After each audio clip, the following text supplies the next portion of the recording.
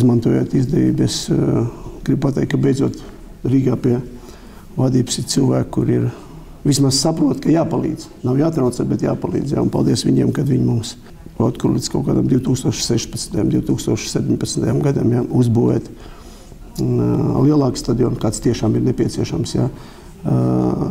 Jau tādām pamatīgām spēlēm, ja mēs izvalkam grupā tur Angliju, Itāliju, Spāniju, Holandē, respektīvi līdz 10 000 skatītāju vietām. Ja.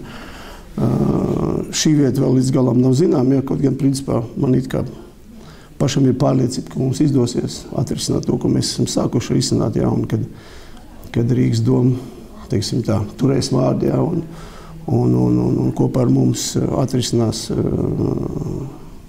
visi jautājums, kas ir nepieciešami ar šo zemes gabalu, lai viņa varētu tiešām uzbūvēt šo līdz 10 000 skatītāju vietām jauno stadionu, ja, un vairākus futbola laukumus. Tā kā es teicu, arī futbola māja, man nav šaubu, ka mēs to izdarīsim 4 gados, jā, lai jaunam prezidentam var atstāt, kā jūs sakat, savu kabinetu, lai viņam būtu tāds. Ja. Tā kā, ir lietas, kas ir jāizdara, un ko noteikti mēs izdarīsim. Ja. Tas lielais stadions ir, kurā vietā varētu viņš atrasties? Mēs pašlaik risinām Deglau Saharova ielas krustojumā, ja, tur ir vairākas 10 gadus, ja nemaldos, bijusi izgāstu, ja, atkritumi. Ja.